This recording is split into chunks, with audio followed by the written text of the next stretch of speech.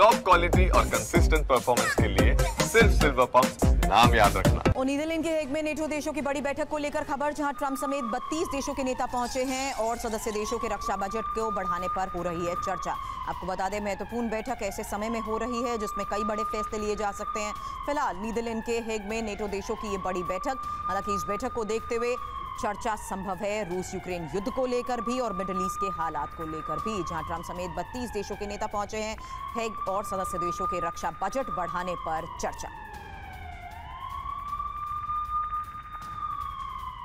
फिलहाल वही तस्वीर भी आपके सामने है, जहां मीटिंग से पहले सभी सदस्य देशों का फोटो सेशन हुआ। ट्रंप के साथ मंच पर एर्दोआन भी दिखे।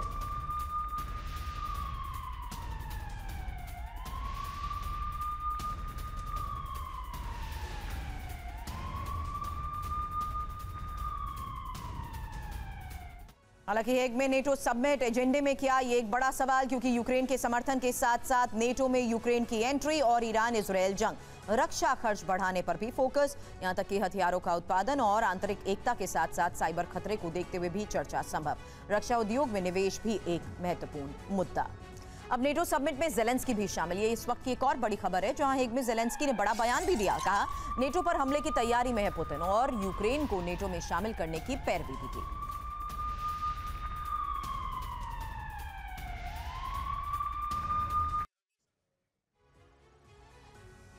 और यूक्रेन के बाद रूस का अगला ठिकाना नेटो देश हो सकते हैं। हालांकि पश्चिम मीडिया के मुताबिक रूस के निशाने पर सबसे पहले पोलैंड और बाल्टिक स्टेट के 3 देश लातविया, एस्टोनिया और लिथुआनिया आ सकते हैं। हालांकि बाल्टिक देशों पर खतरे को देखते हुए जो समय ये बैठक हो रही है महत्वपूर्ण है। आखिर कैसे रूस नेटो के खिलाफ युद्ध छेड़ सकता है, ये जानकारी ही आपके सामने, क्योंकि नेटो के खिलाफ रूस के आक्रामक रुख को देखते हुए बड़े मुद्दे सामने आ चुके हैं और रूस के रवैये से ही पोलैंड और बाल्टिक देश असुरक्षित हैं। हालांकि बाल्टिक स्टेट पोलैंड रूस की सीमा पर मौजूद हैं और 24 घंटे में रूसी सेना बाल्टिक पोलैंड पहुंच सकती है। समय रहते एक्टिव होना चाहते हैं पोलैंड और बाल्टिक देश। रूस पोलैंड बाल्टिक देशों की घेरेबंदी पहले ही कर चुका है और सीमा पर मौजूद रूस के घातक हथियार, साथ ही बेलारूस में की गई तैयारी इसी का संकेत रहे हैं। अब हेग में फ्रांस के राष्ट्रपति मैक्रो से जेलेंस्की की मुलाकात की तस्वीर भी सामने आई है। जेलेंस्की ने मैक्रो से फाइटर जेट्स की मांग की और जेलेंस्की ने मैक्रो से मिराज फाइटर जेट्स मांगे हैं। फ्रांस से ड्रोन इंटरसेप्टर देने की भी अपील की गई है।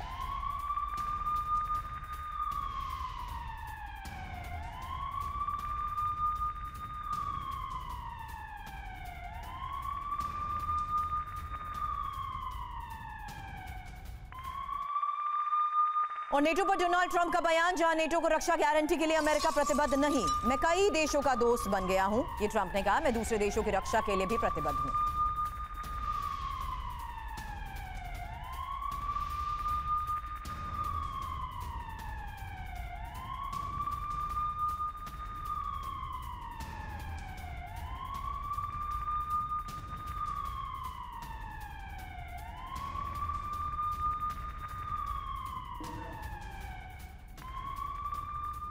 हालांकि यहां सवाल ट्रंप वर्सेस नेटो को देखते हुए इसलिए क्योंकि ये कैसा समीकरण। डोनाल्ड ट्रंप के नेटो देशों से रिश्ते मधुर नहीं हैं और ट्रंप का झुकाव नेटो के दुश्मन देशों की तरफ है।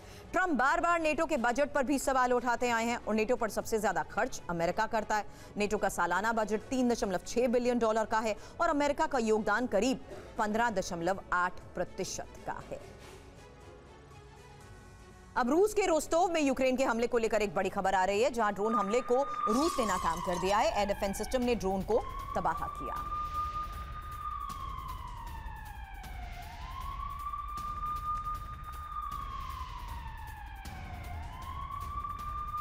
Блядь. Ух, ебать ту Люсю, блядь. Вау, блядь. Что это? Сука, он въебал.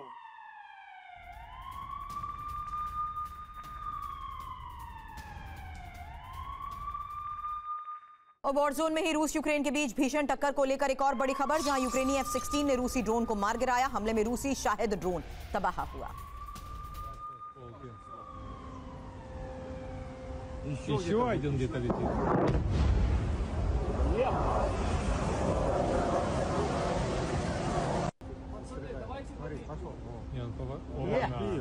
Ох, как классно видно в бинокль. Фига себе с полки.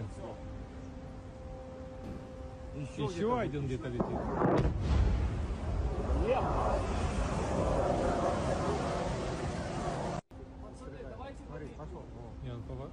Бил. Ох, Я. как классно видно в бинокль. Фига себе осколки. Еще Еще один где-то летит. और निप्रो पर रूस के विध्वंसक हमले को लेकर बड़ी खबर यह है कि रेलवे स्टेशन पर मिसाइल अटैक हुआ है। मिसाइल अटैक में 11 लोगों की मौत जबकि 160 से ज्यादा घायल। Проходите, не ругайте.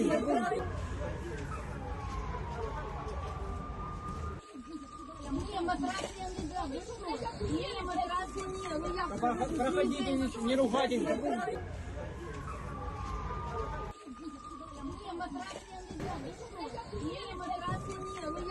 Проходите, не ругайте.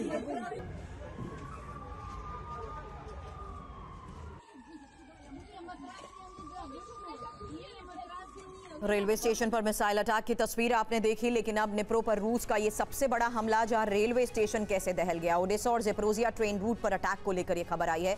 निप्रो रेलवे स्टेशन पर मिसाइल से हमला हुआ है और मिसाइल हमले में एक यात्री ट्रेन चपेट में आ गई और ट्रेन के अंदर मौजूद 160 से ज्यादा लोगों के घायल होने की खबर है। इसी मिसाइल अटैक में 11 से ज्यादा लोगों ने जान गंवाई है। हमले के दौरान ट्रेन में 500 से ज्यादा लोग मौजूद थे। मिसाइल अटैक में 5 डिब्बे पूरी तरह से बर्बाद हो गए।